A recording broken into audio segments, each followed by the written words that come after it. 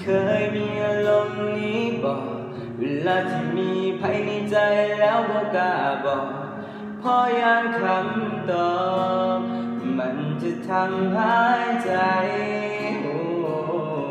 เก็บไว้ในใจจนนานอยากให้เจ้ารู้ว่าเคยนั้นมีหาให้เจ้าคนเดียวจะต้องทำอย่างไร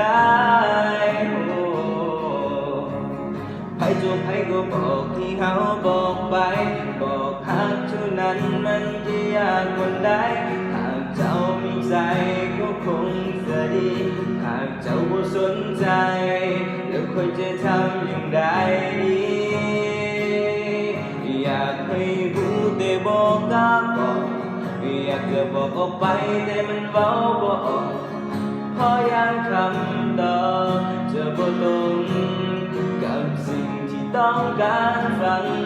ได้เก็บไว้ในใจแบบนี้ความอึดอัดใจมันเพิ่มขึ้นทุกที